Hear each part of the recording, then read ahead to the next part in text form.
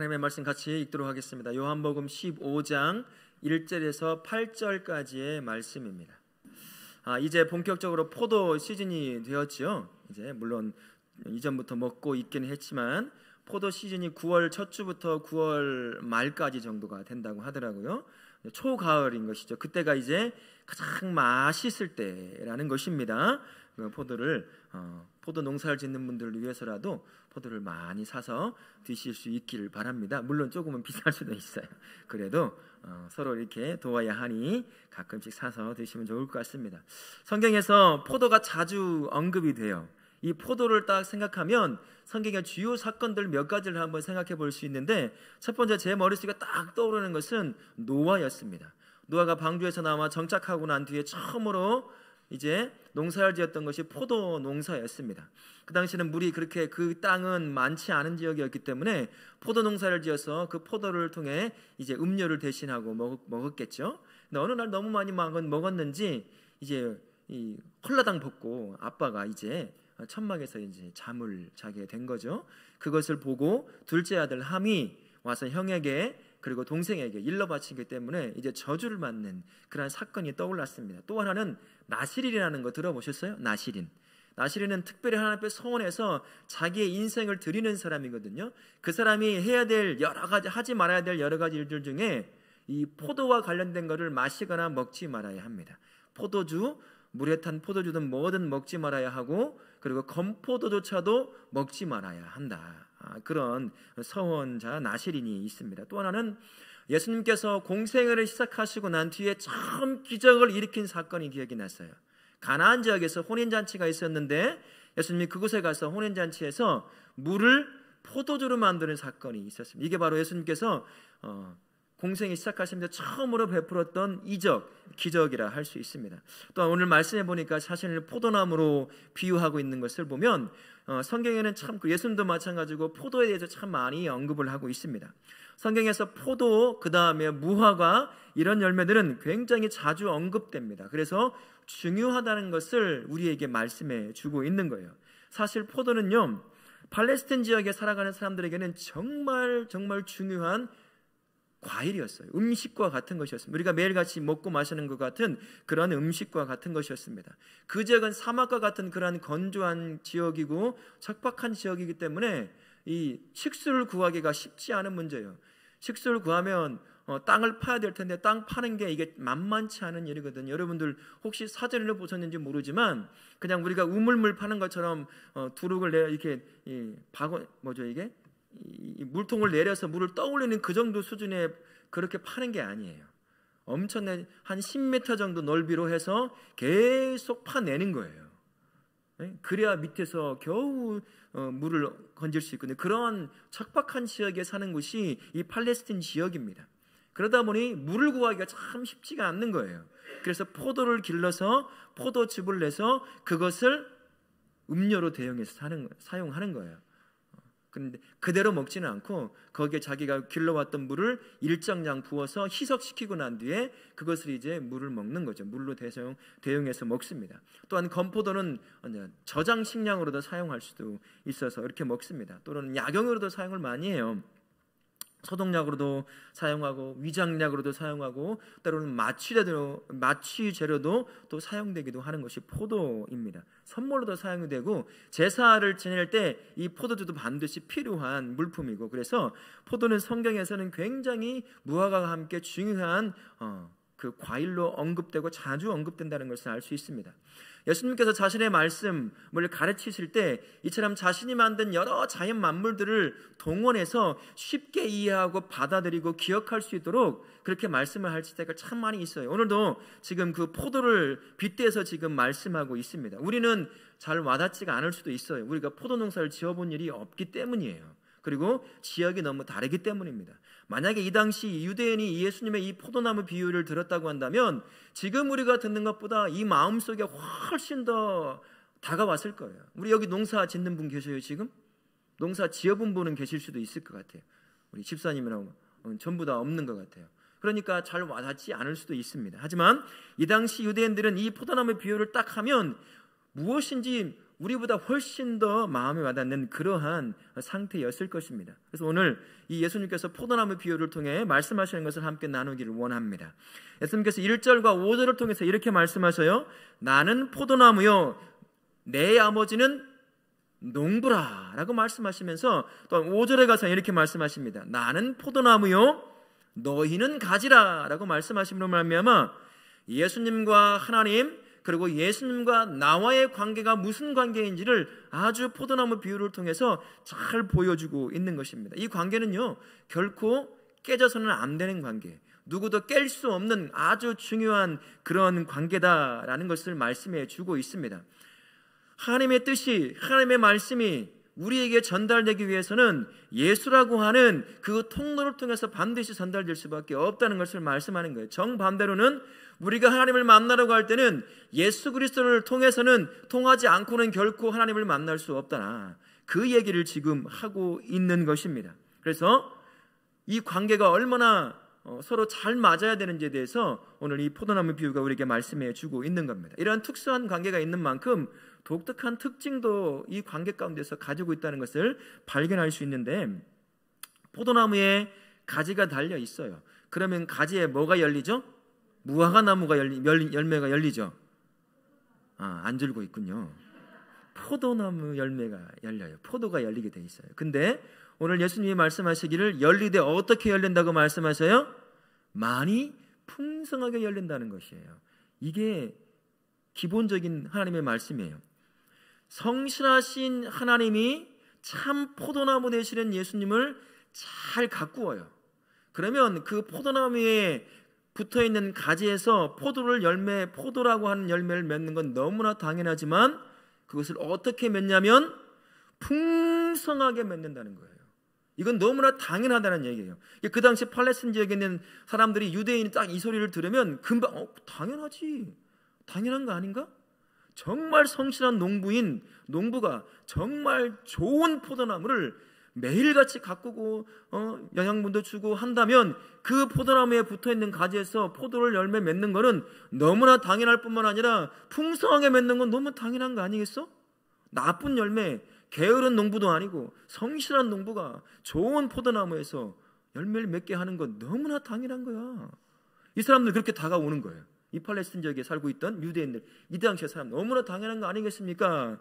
그런데 그 다음에 하시는 말씀이 무엇이냐면, 너무나 당연한데 이 포도나무에 붙어있는 가지에 만약에 열매를 맺지 않거나 또 조금 기대한 것만큼 맺지 못한다, 그러면 희한한 일이 있을 수 없는 일이 발생했다고 여기는 거예요. 이 사람들은요, 유대 사람들은 그걸 어떻게 성실한 농부가 정말 극상품의 포도나무를 잘 가꾸었는데 어떻게 가지에서 포도 열매가 맺히지 못할 수가 있는 거지? 무슨 희한한 일이 발생했나 보다, 이렇게 여기게 되는 거예요. 그러면 예수님이 뭐라고 말씀하시냐면, 그 가지에는 반드시 문제가 있는 거다. 포도나무에 문제가 있고 농부에 문제가 있는 것이 아니라 포도나무에 붙어있는 가지에 분명히 문제가 있어서 열매를 못 맺으니 꺾어서 불에 던져 살라버린다 라고 말씀하셔요. 이게 바로 특수한 관계 가운데 있는 독특한 오늘 말씀의 특징이에요. 포도나무에 붙어있는 좋은 포도나무에 붙어있는 가지는 열매를 맺되 풍성히 맺는 것이 너무나 당연한 것이다 라고 말씀하고 계시는 것입니다. 이게 우리를 바라볼 수 있을 대전제가 되어야 돼요. 우리의 삶을 바라보는 대전제가 되어야 된다는 거 말씀하는 겁니다. 우리 스스로 우리는 이렇게 말씀할 때가 있어요. 예수님이 내 안에 계십니다. 아멘? 지금 아멘 하잖아요. 내가 예수님 안에 있습니다. 아멘 안 하세요? 예수님이 내 안에 계시고 내가 예수님 안에 계셔요. 그러면 오늘 예수님 말씀대로 우리 안에 뭔가 발생을 해야 돼요. 뭐가 발생해야 될까요? 삶에 풍성한 열매가 맺혀져 있어야 한다는 거예요. 매일같이 우리 삶에서 내 안에 계신 예수님 때문에, 내가 예수님 안에 있기 때문에 그분으로 말미암아 언제나 풍성한 열매가 내 삶에서 맺어져 있어야 된다는 거예요. 그러나 저도 그렇고 우리 성도님들도 그렇고 인생의 뒤를 한번 싹 돌아보십시오. 내 삶에서 예수님이 말씀하시는 것처럼 풍성한 열매가 맺어지고 있는지, 그렇지 못한 것을 발견하실 수 있을 거예요. 이런 일 때문에요, 풍성한 열매를 맺게 하는 예수님 안에 있다, 예수님이 내 안에 거한다, 내 안에 거하라 라고 말씀하시는 것이 무엇인지 우리가 분명히 알 필요가 있다는 겁니다. 그래야 풍성한 열매를 진짜 맺을 수 있는지를 알 수 있을 뿐만 아니라, 내가 그 열매를 맺고 있지 못하다고 한다면 왜 열매를 맺고 있지 못한지를 알 수 있기 때문이에요. 풍성한 열매를 맺게 하는 예수 안에 거하는 그 삶이 무엇인지 성경은 아주 간략하게 우리에게 이렇게 말씀해 주고 있습니다. 요한일서 5장 11절부터 12절까지가 이렇게 말씀합니다.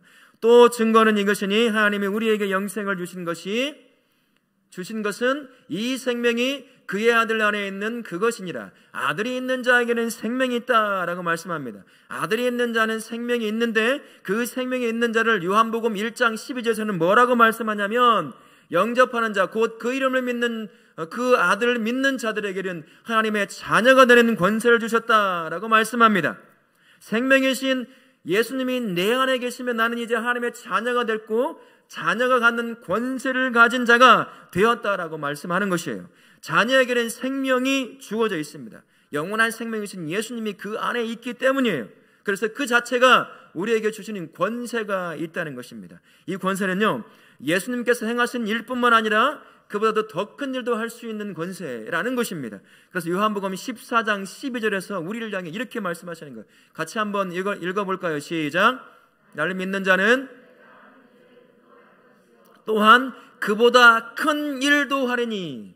내 안에 생명으로 역사하시는 그 예수님이 내 안에 계시기에 자녀가 됨으로 말미암아 그 권세를 갖게 되는데, 그 권세로는 예수님이 하셨던 놀라운 역사들뿐만 아니라 그 이상의 역사도 감당할 수 있는 그러한 삶, 다른 말로 하면 풍성한 열매를 맺을 수 있는 그러한 삶을 살 수 있다. 너무나 당연한 것이다. 반드시 그 열매를 맺을 수밖에 없다 라고 우리에게 말씀해 주고 있는 것입니다. 그래서 오늘 본문의 15장 5절에서 예수님이 이렇게 말씀하시는 거예요. 내 안에 거하면 사람이 많은 열매를 맺나니 라고 우리에게 말씀해 주고 계시는 거예요.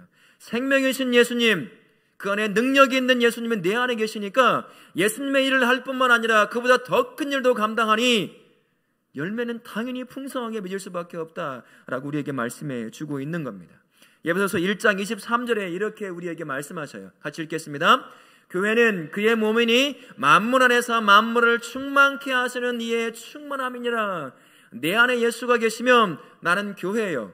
교회로서 내가 세워진 삶의 현장인 가정과 직장과 학교와 학원과 모든 곳에서 나로 인하여 충만함이 언제나 흘러넘치게 된다는 거예요. 다른 말로 하면, 오늘 본문의 말씀으로 한다고 한다면 언제나 풍성한 열매를 맺을 수밖에 없다는 거예요. 내 안에 누가 있기 때문이죠? 생명이신 예수 그리스도가 내 안에 거하시기 때문이에요. 내가 능력이 있어서 열매를 맺는 것이 아니라 내 안에 생명으로 역사하시는 예수님이 내 안에 계시기 때문에 내 삶에서 풍성한 열매를 맺을 수밖에 없다라고 말씀하는 것입니다. 그래서 예수 안에 거하는 것은 그 이유와 목적이 뭐냐면, 풍성한 열매를 맺게 하기 위함이 그 이유와 목적이라는 거예요. 내가 마음이 평안해지고 그것은 부차적으로 따라오는 하나님이 주시는 은혜일 뿐이지, 내 삶에 주님께서 거하시는 것은 나를 통해서 다른 사람을 기대할 수도 없는 그 풍성한 열매를 맺게 하기 위함이라는 것, 그게 이유요, 그게 목적이라는 사실을 기억하실 수 있기를 바랍니다. 요한일서 5장 14절에서 우리에게 이렇게 말씀하셔요. 그를 향하여 우리가 가진 바 담대함이 이것이니 그의 뜻대로 무엇을 구하면 들으심이라 라고 말씀하십니다. 예수님 안에 있는 자는 그의 인생을 통해서 풍성한 열매를 맺게 되는데, 그 열매를 맺을 수 있는 권한이 우리에게 주어졌다라고 말씀하시는 것입니다. 담대함으로 하나님 앞에 나아가는 것, 그게 무엇일까요? 풍성한 열매를 맺을 수 있는 그 권한이 무엇이냐? 기도라고 하는 통로라고 우리에게 말씀해 주고 있어요. 그래서 요한복음 우리가 읽었던 본문의 15장 7절에 이렇게 말씀하십니다. 너희가 내 안에 거하고 내 말이 너희 안에 거하면 무엇이든지 원하는 대로 구하라. 그리하면 이루리라 라고 말씀하시는 것이에요. 내가 너 안에 거하고 나의 말씀이 너희 안에 거하면 이미 내 삶은 예수님의 마음과 예수님의 눈으로 만들어지기 때문에 예수님이 하셨던 일을 통해, 그보다 더 큰 일을 통해 풍성한 열매를 맺게 된다라고 말씀하시는 것입니다. 그래서 이렇게 기도하라 하신 것은 내 안에 계신 진정한 생명이신 능력이신 예수님으로 말미암아 풍성한 열매를 맺도록 하기 위함이라는 사실을 기억하실 수 있기를 바랍니다. 아멘. 그러면 예수님 안에 있는 자녀가 기도할 때 어떤 일이 일어나기에 내 삶에서 풍성한 열매를 맺을 수 있는 것일까요? 누가복음 11장 13절에서 이렇게 말씀하십니다. 같이 읽겠습니다. 너희가 악할지라도 좋은 것을 자식에게 줄 줄 알거든 하물며 너희 하늘 아버지께서 구하는 자에게 성령을 주시지 않겠느냐 하시니라 말씀하십니다. 성령이 우리 안에 임하게 된다는 것이에요. 능력인 지혜의 영이신 그분이 우리 안에 임하게 돼서 우리로 하여금 풍성한 열매를 맺게 하신다는 것이에요. 성령이 역사하면 그러면 우리 삶에서는 어떤 일이 발생할까? 여러 말씀이 있지만 그 중에 한 말씀을 보면 히브리서 1장 14절 말씀에 이렇게 말씀하십니다. 모든 천사들은 섬기는 영으로서 구원받을 상속자들을 위하여 섬기라고 보내심이 아니냐. 기도하는 자에게 성령이 임합니다. 성령이 임한 그 자리에게 그 자녀의 삶에 하나님께서 천사를 보내셔서 풍성한 열매를 맺도록 환경을 바꾸시고 사람을 바꾸어 놓는다 말씀하시는 것이에요. 내 안에 계신 성령 하나님이 나로 하여금 풍성한 열매를 맺도록 나를 준비시키실 뿐만 아니라 하나님께서 보내시는 천사를 통해서 주변의 사람들과 환경을 바꾸어 놓음을 말미암아 내가 맺어야 될 그 풍성한 열매를 맺게 하신다라는 것입니다. 여러분 에스더 잘 아시죠? 에스더가 금식 기도를 한 때가 있었습니다. 이스라엘 백성이 하만이라고 하는 그 사람에 의해서 모두가 다 몰살당할 위기에 처해 있었어요. 그때 에스더 왕비가 금식을 선포합니다. 그리고 금식 기도를 해요. 그리고 왕 앞에 나아가. 이 당시에는 왕 앞에 누구든 함부로 나아갈 수가 없었어요. 왕이 오라 하면 와야 됐습니다. 왕비조차도 왕이 오라고 할 때만 올 수 있는 상태였어요. 그리고 올 때도 가장 좋은 옷과 아름다운 것, 얼굴빛은 항상 밝고 빛나야 됐어요. 근데 며칠을 금식했으니 여자가 얼굴이 어떻겠어요? 우리 집사님 아침 일찍 일어나 나온 이 얼굴처럼 돼 있어요. 지금 푸석푸석, 눈은 피곤해서 졸려있는 눈으로, 푸석푸석한 눈으로, 그 눈으로 지금 왕 앞에 나간 거예요. 무슨 말이겠어요? 죽겠다고 나아간 거거든요. 죽음을 각오하고 나아간 것과 같은 거예요. 근데 그때 하나님이 역사하신 거예요. 왕의 마음을 확 바꿔 버리셨어요. 왕비여, 무슨 일이냐? 너의 얼굴이 왜 그러냐? 무슨 수심이 있어서 그러냐? 원래는 이건 죽어야 되는 건데 완전히 하나님께서 그 마음을 바꿔놓으신 거예요. 그래서 하만으로 인해서 모든 이스라엘 백성이 몰살당할 그 위기를 완전히 역전시켜섭니다. 그래서 하만과 그에게 관련되는 모든 것들을 전부 다 몰살시켜버려요. 하나님이요. 기도하는 자, 그에게 성령이 임할 뿐만 아니라 하나님은 돕는 천사들까지도 동원해서 풍성한 열매를 맺도록 사람을 변화시키시고 환경을 변화시키셔요. 그래서 열매를 맺을 수 있는 삶을 살도록 인도해 가신다는 거예요. 기도하는 자를 통해서 말입니다. 성령 하나님을 통해 맺어지는 풍성한 삶이 그러면 우리에게 무엇일까 한번 생각해 볼 필요가 있는 것이죠. 요한 3서 1장 2절에서 이렇게 말씀하십니다. 사랑하는 자여, 내 영혼이 잘됨같이 내가 범사에 잘되고 강건하기를 내가 간구하니라. 성령이 역사하는 그 인생에서 늘어나는 맺어지는 풍성한 열매의 모습이 뭐냐? 그 영혼이 잘되어 간다는 것이에요. 그리고 그 범사가 세워진 그의 삶이 언제나 잘되고 누구도 흔들지 못하는 단단한 예수님이라고 하는 반석 위에 세워진 인생으로 세워가시겠다고 하시는 것입니다. 또한 로마서 8장 32절에서는 이렇게 말씀하시기도 하셔요. 같이 한번 읽어보겠습니다.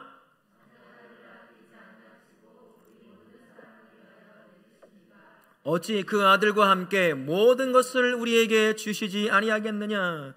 필요한 모든 것들을 그 영혼에 그 삶에 채우심으로 말미암아 풍성함을 누리고 나누게 만들어 가시겠다라고 말씀하시는 거예요. 그의 영혼, 그의 범사, 풍성함으로 넘치는 그러한 삶을 통해서 많은 사람들을 섬길 수 있는 그러한 삶을 살도록 인도해 가신다라고 말씀하고 계시는 것입니다. 예수 안에서 사랑하는 성도님, 저와 성도님들은 풍성한 열매를 맺도록 세워진 존재라는 사실을 기억하실 수 있기를 바랍니다. 그 대답이 시원찮으세요? 그냥 대충 밥만 먹고 사실려요? 그냥 대충 옷도 걸치고 대충 밥하고 김치만 먹고 살고 남들에게 신세 져가며 살고 그런 삶을 우리가 하나님 부르셨을까요? 절대 그렇지 않아요. 우리 안에 풍성함으로 이 땅과 열방과 많은 사람들을 섬기라고 우리를 부르셨어요. 그게 바로 풍성한 삶으로 열매를 맺도록 우리 부르신 줄 믿습니다. 아멘. 풍성한 열매는 예수 안에 거하는 자녀의 삶의 필연적 결과입니다. 그런데 내 인생에 풍성한 열매가 없다. 우리는 한 번쯤 더 깊이 기도의 자리로 나아갈 필요가 있어요. 내가 지금 어떻게 살고 있는지를 고민해 볼 필요가 있다는 것입니다. 성도, 자녀의 삶에서는 어떠한 상황 가운데서 예수 안에 깊이 인생의 뿌리를 두고 있는 인생이라고 한다면 그 인생에서 풍성한 열매가 맺혀지게 되어 있는 거예요. 우리 그 사실을 꼭 기억하실 수 있길 바랍니다. 예수를 떠나서 이 땅의 것을 쫓아 살면 예수 믿는다고 말하는 성도는 결코 예수님을 통해서 맺는 풍성한 열매를 맺지 못하는 삶을 살게 되는 것입니다. 우리 예수 안에 깊이 그 인생의 뿌리를 내리시고 기도의 통로를 통해서 나를 통해 맺기를 원하시는 그 풍성한 열매를 매일같이 맺어 많은 사람을 섬기고 그렇게 내가 세워진 자리를 풍성하게 만드는 그러한 성도님을 되실 수 있기를 예수님의 이름으로 축원합니다. 아멘. 서울에 세대로 교회가 있습니다. 양승환 목사님이 사역하시는 교회인데요. 그분이 교육학 박사로 이제 교회 교육 교수로 섬기시다가 교회를 개척해서 섬기고 계셔요. 그분이 쓴 책 중에 크리스찬 기도라는 책이 있습니다. 주기도문을 이제 가지고 어떻게 우리가 주 앞에 기도함으로 깊이 나갈 것인가 그것을 이제 가르치고 함께 연습하고 준비하는 그러한 책인데 그 책 앞부분의 첫 번째 챕터에 두 나무 이야기라는 아주 자기가 경험했던 실제적으로 경험했던 그 이야기를 적어놓은 게 있습니다. 첫 번째 나무가 올리브 나무였어요. 올리브 나무, 이 나무의 별칭이 뭐냐면 신이 주신 선물이래요. 이 나무가 올리브라고 하는 열매를 맺을 때 15년 정도 지나면 그제서야 상품 가치가 있는 열매를 맺기 시작한다고 합니다. 그리고 30년쯤 지나면 이제 본격적으로 아주 풍성한 수확 시즌이 시작된다라고 말을 해요. 그래서 나무의 크기에 따라서 적게는 한 210kg 정도의 올리브 열매를 딸 수 있고 많게는 한 320kg 정도? 이 정도로 한 나무에서 굉장히 많은 열매를 맺어 수확을 할 수 있다고 그래요. 그래서 열매는요, 이 올리브 나무에서 나오는 건 버릴 게 아무것도 없는 거예요. 올리브 열매의 그 껍질은 우리가 뭘로 먹죠? 우리 흔히 먹어요. 피클로 먹어요. 피자 위에 새카맣게 올라가 있는 것들이라든지 그런 것들, 그렇게 먹을 수 있고, 그 다음에 올리브유는 비싸잖아요. 식용유로도 사용하기도 하고 의료용으로도 사용하기도 하고 미용으로도 사용하기도 한답니다. 이파리는 말려서 양념으로 쓰기도 해요. 뿌리는 면류관을 만들 때 쓰기도 한다고 그래요. 이 올리브 나무가 성도의 삶이 되어야 한다라는 것 같아요. 올리브 나무처럼 풍성한 열매를 시즌 때마다 계속 맺어서 그걸 따야 하는 사람들에게 풍성한 기쁨과 행복을 주는 인생, 그 인생이 마치 올리브 나무처럼 우리의 인생이 되어야 되지 않을까 싶습니다. 그러면 또 하나의 나무를 소개시켜 주는데요, 영어로는 텀블위드라는 나무예요. 여러분 서부 영화에서 한 번씩 보셨을 거예요. 음악이 나오면서 막 이 험난한 벌판을 막 동그란 것이 막 굴러다니는 것들을 보셨을 거예요. 그게 텀블위드라고 하는 나무입니다. 이 가지들이 동그랗게 뭉쳐가지고 공처럼 만들어져 있어요. 그래서 우리말로 바꿔서 말하면 회전초라고 이렇게 얘기를 한다고 하더라고요. 이 회전초는 굴러선 바람에 의해서 굴러가다가 습기가 있거나 물기가 있는 곳에 잠깐 멈춰서 거기에 아주 얇은 뿌리를 내리고 그 물을, 습기를 흡수하는 거예요. 그래서 어느 날 날씨가 더워서 물이 다 말라버리면 다시 바람에 의해서 또 굴러다니는 거예요.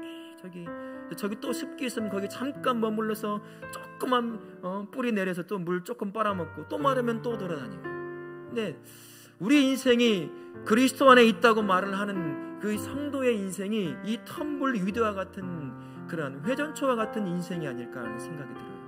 정말 언제나 나의 생명 되신 예수님으로 말미암아 풍성한 열매를 맺도록 우리가 부름받았는데 실제 삶을 되돌아보면 삶에 지쳐서 먹고 사는 일에 바빠서 풍성한 열매는커녕 그때마다 이 세상이 좋다고 하는 것 거기에 잠깐 뿌리 내려 먹고 조금 만족하고 또 가고 진짜 뿌리 내려야 할 곳에는 내리지 못하고 그렇게 살아가는 것이 우리 인생이 아닐까 하는 그런 생각이 듭니다.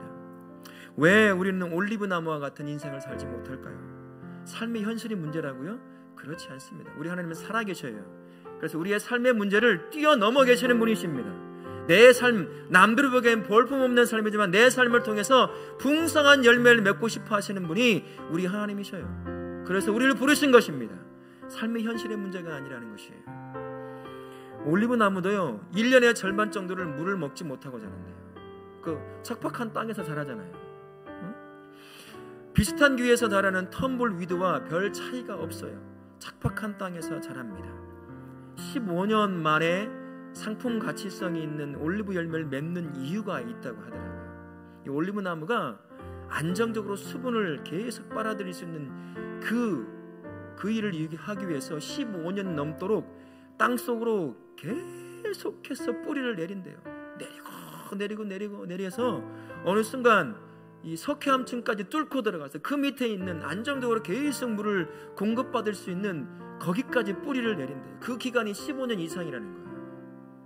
그래서 마르지 않는 그 물을 먹으면서 계속해서 시즌마다 열매를 맺어내는 것이죠. 그래서 올리브나무의 평균 수명이 어떻게 되는 줄 아세요? 1000살이에요. 지금 예루살렘의 겟세마네 동산에 몇 살짜리 올리브나무가 있는 줄 아세요? 2000살이 넘는 올리브나무가 여전히 있대요. 그것도 죽은 나무, 그냥 이파리 몇 개 나는 나무가 아니라 여전히 지금 자란 올리브나무처럼 풍성한 이파리를 내고 그때마다 열매를 풍성히 맺는, 생각해보세요. 2000년이 넘은 올리브나무가 있다. 그러면 어느 시대에 그 올리브나무가 심겨질 걸까요? 예수님이 활동하던 시대에 심겨진 나무라는 거예요. 그 나무가 여전히 살아서 풍성한 열매를 맺고 있는 것은 깊이 뿌리 박은 15년 이상 안정적인 수분을 흡수하게 내렸던 그 뿌리 때문이라는 것입니다. 우리 인생이 이런 인생이 되어야 돼요. 예수님이 안에 우리의 인생을 깊이 뿌리 박는 거예요. 영원히 마르지 않는 생명수 되신 예수 그리스도, 그 안에 우리의 인생의 뿌리를 깊이 뿌리 박으면 상황이 어떠하든 우리 인생은 언제나 풍성한 열매를 맺을 수밖에 없다는 것입니다. 사랑하는 모든 성도님들, 예수 안에 인생의 뿌리를 깊이 내리시고 기도함으로 주 앞에 나아가서 내 인생을 통해 맺어야 될 당연한 그 결과인 풍성한 열매를 언제나 맺어서 하나님을 기쁘시게 할 뿐만 아니라 내가 세워진 삶의 그 현장에 많은 사람들을 이런저런 모습으로 풍성하게 만들고 행복하게 만드는 그러한 성도님들 되실 수 있기를 예수님의 이름으로 축원합니다. 아멘.